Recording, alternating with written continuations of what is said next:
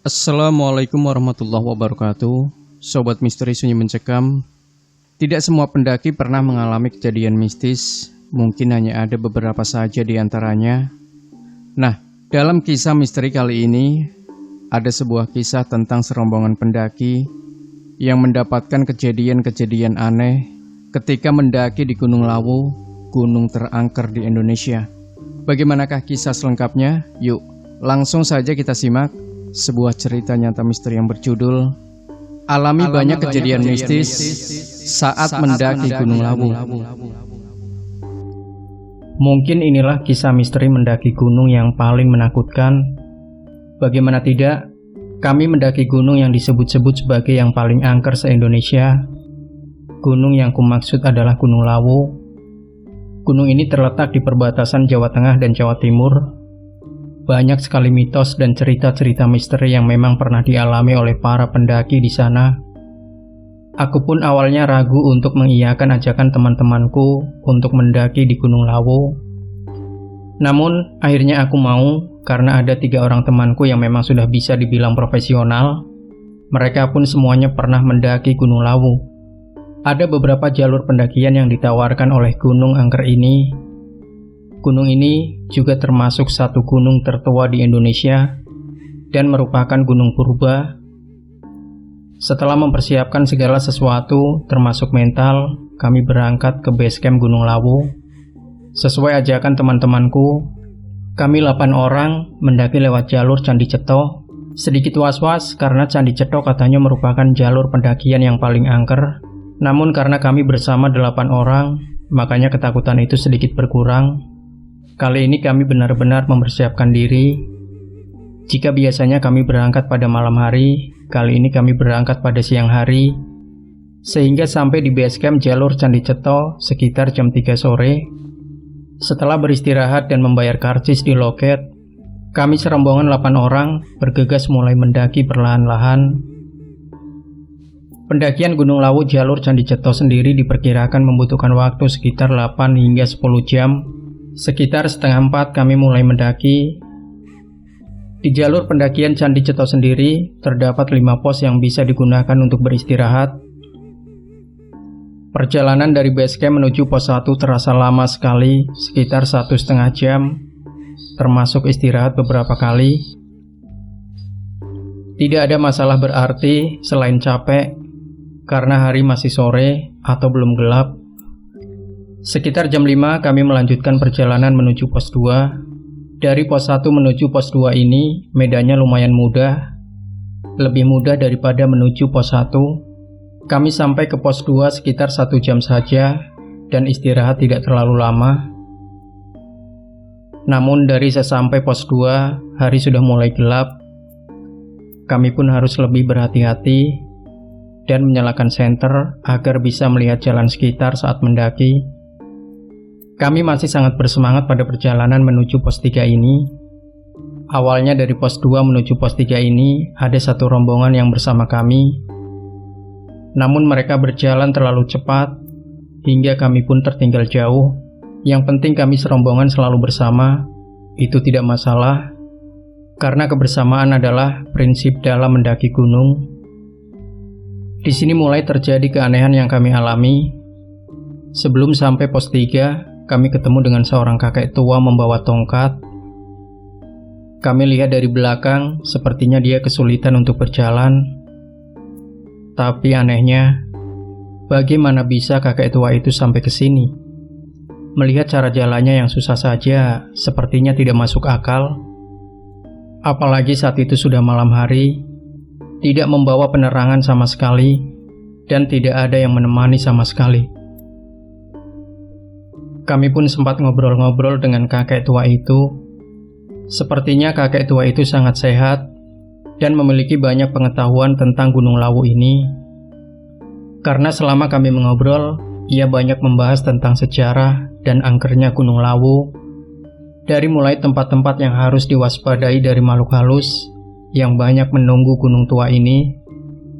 Setelah ngobrol panjang lebar, kami bingung apakah akan meninggalkan kakek ini sendirian di sini atau menemaninya. Jika menemani, kami tidak akan sampai ke puncak namun jika meninggalkannya, sepertinya tidak tega. Namun kakek itu meyakinkan kami agar melanjutkan perjalanannya dan berpesan agar kami berhati-hati. Akhirnya kami pamit untuk mendahului kakek tua itu. Aku sendiri merasa tidak tega ada kakek tua ditinggal sendirian di tengah gunung seperti ini. Baru beberapa langkah aku menengok ke belakang melihat kakek tua itu. Sayangnya aku tak menemukan kakek itu lagi. Ternyata kakek tua itu sudah tidak ada. Bukan hanya aku, teman-temanku juga kaget. Kemana hilangnya kakek tua itu? Padahal di tempat itu, tempatnya lumayan luas. Kami mencari-cari sebentar dengan senter kami, namun kakek misterius itu benar-benar sudah menghilang. Rasanya jadi merinding setelah kejadian ini. Ada salah seorang temanku yang menanggapinya dengan santai dan mengatakan kalau kakek tua itu adalah jelmaan makhluk halus yang baik, mengingatkan kita agar berhati-hati. Kami pun segera melanjutkan perjalanan dan tidak mau memikirkan kakek misterius itu terlalu lama. Beberapa menit berselang, kami pun sampai di pos 3. Di pos 3 ini kami tidak beristirahat lama, karena sudah beristirahat lama saat berbincang dengan kakek misterius tadi. Namun di pos 3 ini kami bertemu dengan 3 orang pendaki yang katanya juga mengalami kejadian serupa bertemu dengan kakek misterius itu. Kami pun berangkat dari pos 3 menuju pos 4 bersama dengan rombongan 3 orang tadi. Namun lagi-lagi kami terlalu banyak istirahat dan mereka berjalan lebih dulu. Dari pos 3 menuju pos 4 kami sudah mulai merasa sangat lelah, sehingga sebentar-sebentar butuh istirahat. Kira-kira butuh waktu sekitar 1,5 jam juga untuk sampai ke pos 4 ini. Sesampainya di pos 4 kami menyempatkan diri makan roti dan membuat kopi panas agar lebih bertenaga untuk mendaki sampai puncak. Setelah tenaga terisi kembali, kami pun melanjutkan perjalanan. Kami pun bersemangat sekali menuju pos 5, pos terakhir di jalur pendakian ini. Namun sekitar setengah jam kami berjalan, tiba-tiba kami mendengar suara raungan harimau. Memang benar katanya di Gunung Lawu ini masih ada harimau. Kami pun berhenti dan tidak membuat suara agar harimau itu tidak mengetahui kami. Kami pun bingung asal suara raungan harimau itu dari sebelah mana. Yang pasti rasanya seperti di tengah hutan dan dikepung oleh harimau. Kami hanya bisa berdoa agar harimau itu tidak mendatangi kami. Raungan harimau itu terdengar sekitar 2 menit, namun dari arah kananku, aku melihat ada daun-daun pohon yang bergerak sendiri. Mungkinkah harimaunya ada di balik pohon tersebut? Benar saja, tak lama kemudian terlihat seekor harimau keluar dari balik semak-semak pohon tersebut. Entah melihat kami atau tidak, harimau itu berjalan dengan gagahnya, namun menjauh dari kami. Tiba-tiba harimau itu berlari menjauh dari kami dan melompat. Anehnya, lompatan harimau itu terlihat sangat jauh dan tiba-tiba menghilang.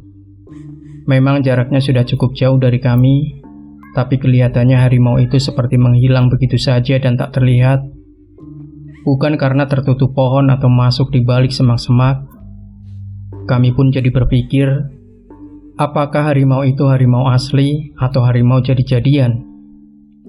Kalau disuruh memilih antara harimau asli atau jadi-jadian, sepertinya ini pilihan sulit. Namun, kami pun lega dan tenang karena harimau yang kami bilang sebagai harimau jadi-jadian itu sudah pergi. Meskipun kami masih dalam keadaan takut, akhirnya kami bergegas melanjutkan perjalanan kami ke pos 5. Sesampainya di pos 5, kami kembali beristirahat. Sepertinya hanya rombongan kami sendiri yang ada di pos 5 ini. Jadi kami hanya beristirahat sekitar 15 menit dan segera melanjutkan perjalanan menuju Hargodalem sebelum menuju puncak Gunung Lawu ini. Dari pos 5 menuju Hargodalem diperlukan kira-kira waktu sekitar 1,5 jam juga. Medannya lumayan membuat kami sangat capek. Tetapi kami tetap menguatkan tubuh ini agar bisa sampai puncak. Di tengah perjalanan, sebelum sampai Hargodalem, kami mendapati sebuah sabana yang luas. Sabana di lereng Gunung Lawu ini sering disebut Pasar Bubrah atau Pasar Setan. Jika sebelumnya aku sudah berbagi pengalaman di Pasar Setan Gunung Merapi, ternyata Pasar Setan Gunung Lawu lebih angker. Saat melewati Pasar Setan Gunung Lawu ini, kami mendengar suara gaduh seperti suara ibu-ibu yang sedang tawar-menawar harga layaknya di pasar. Ini bukan hanya kata orang, tetapi memang terjadi padaku dan rombongan. Kami benar-benar mendengar suara-suara tersebut tanpa melihat adanya banyak orang di situ. Karena aku sudah pernah mengalami ini sebelumnya di Gunung Merapi, aku pun lebih memilih cuek meskipun bulu kuduku berdiri dan jantungku berdetak kencang. Langkah demi langkah kami lalui dan kami hampir berhasil melewati Pasar Setan ini. Namun 20 meter sebelum Pasar Bubrah ini terlewati, ada terlihat asap dari arah kiri kami. Asap itu bukan seperti kabut biasanya. Asap itu terlihat aneh, seperti membentuk sesuatu. Kami tak sempat memotretnya, karena dalam keadaan takut saat itu, kami hanya fokus dan berdoa agar selamat sampai tujuan dan bisa kembali lagi. Kami berjalan sambil mengamati kepulan asap itu. Tiba-tiba di balik asap itu terlihat seperti bayangan kepala tengkorak. Hanya kepala tengkorak yang terlihat samar-samar, dan 5 di antara kami melihatnya, termasuk aku sendiri. Melihat bayangan tengkorak yang samar-samar itu, kami langsung lari, dan 3 orang teman kami yang tidak melihatnya pun ikut lari. Kami berusaha lari kencang, tapi tak bisa, karena selain kaki sudah terasa kaku, kami juga membawa beban berat, sehingga tak memungkinkan kami untuk lari cepat. Namun, akhirnya kami sudah jauh dari tempat di mana bayangan tengkorak itu berasal. Beberapa menit setelahnya, kami sampai ke Hargo Dalem. Kami istirahat lagi. Sebenarnya untuk menuju puncak sudah tidak terlalu jauh, mungkin hanya sekitar 30 menit sampai 45 menit lagi. Namun rasa lelah benar-benar membuat kami harus beristirahat. Kami pun membuat kopi lagi.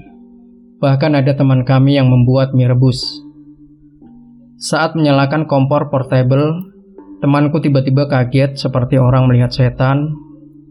Keringat dingin keluar dan wajahnya sangat pucat. Apa yang terjadi? Ternyata temanku melihat sesosok yang berbadan besar dengan banyak bulu di sekujur badannya, dari mulai kepala hingga kaki. Katanya matanya merah menyala. Anehnya, selain teman kami yang satu itu tidak ada yang melihatnya. Karena ia begitu ketakutan, kami semua juga ikut-ikutan takut. Kemudian kami semua lari. Karena terburu-buru, kompor dan nesting serta kopi dan mie yang belum sempat kami buka pun tertinggal di Hargo Dalem. Untungnya tidak ada barang berharga kami yang tertinggal. Kompor dan nesting pun juga punya dia sendiri dan bukan menyewa. Jadi tidak terlalu dipikirkan, meskipun ia berharap esok hari saat turun gunung masih bisa ditemukan dan bisa ia bawa pulang lagi. Setelah capek berlari, kami berjalan cepat. Aku mengajak berhenti sebentar, namun temanku yang melihat penampakan menyeramkan tadi tidak mau dan lebih memilih berjalan terus. Mungkin karena ingin cepat sampai puncak dan banyak orang di sana yang mendirikan tenda. Akhirnya kami pun sampai di area camping ground di puncak Gunung Lawu. Kami pun akhirnya mendirikan 2 tenda dan masing-masing diisi 4 orang. Aku setenda dengan temanku yang melihat penampakan tadi. Di dalam tenda ia bercerita kalau ia melihat sosok yang mungkin genderuwo itu menatap tajam ke arahnya. Pantas saja dia sangat takut hingga wajahnya pucat. Aku pun mungkin demikian jika melihatnya langsung. Tenda kami berdiri sekitar jam 1 malam. Kami yang sudah sangat lelah pun segera bersiap-siap untuk tidur. Kami sengaja mematikan lampu tenda agar tidak mengganggu saat tidur. Alhasil, baru beberapa menit kemudian, kami sudah tidur pula semua. Namun tak berapa lama kemudian, tiba-tiba teman di sampingku berteriak ketakutan. Aku yang tepat tidur di sampingnya pun juga ikut ketakutan. Lantas aku segera menyalakan lampu tenda. temanku masih saja teriak histeris, tapi dalam keadaan matanya masih terpejam. Ternyata ia hanya mimpi buruk saja. Kami yang sudah panik dan takut pun merasa sedikit jengkel, namun juga menahan tawa. Teman-teman yang tidur di tenda sebelah pun juga ikut melihat ke tenda kami. Namun karena temanku tadi ternyata hanya mimpi buruk, justru semua jadi tertawa sambil sedikit jengkel. Kami melihat jam, ternyata pukul 3 pagi. Masih ada waktu sekitar 2 jam lagi untuk tidur. Teman-temanku pun juga tidur. Aku pun juga mencoba untuk tidur. Kali ini lampu tenda sengaja tidak kami matikan, tapi lebih diredupkan. Namun setiap kali memejamkan mata, seperti ada bayangan yang melintas di depan wajahku. Setiap kali seperti ada bayangan yang melintas, aku pun langsung membuka mata. Namun ternyata tak ada apapun. Hingga beberapa kali hal ini terjadi terus. Akhirnya aku mencoba cuek saat memejamkan mata. Dan seperti ada bayangan melintas. Tapi ketika aku tak membuka mata, bayangan itu seperti tetap ada di depan wajahku. Bahkan tiba-tiba aku merasa ada yang meniup ke arah wajahku. Sontak saja aku kaget dan bangun. Namun tidak ada apapun. Sejak itu, aku tak tidur lagi hingga pagi. Aku hanya mainan HP hingga subuh. Setelah sholat subuh, kami serombongan makan roti. Sebenarnya rencananya mau membuat mie dan kopi. Tapi kompor mini, nesting, dan kopi tertinggal di Hargo Dalam tadi. Setelah kira-kira agak tenang, kami keluar dari tenda dan bersiap menyambut mentari terbit. Akhirnya pengalaman misteri mendaki Gunung Lawu ini terbayar. Dengan keindahan pagi hari, kami pun tak menyesal mendaki Gunung Angker ini. Meskipun semalaman telah diteror oleh penunggu Gunung Lawu. Demikian Sobat Misteri Sunyi Mencekam. Jangan lupa berikan komentar Anda, like, share video ini, subscribe channel Sunyi Mencekam, dan nantikan kembali cerita-cerita misteri terbaru dari kami. Wassalamualaikum warahmatullahi wabarakatuh.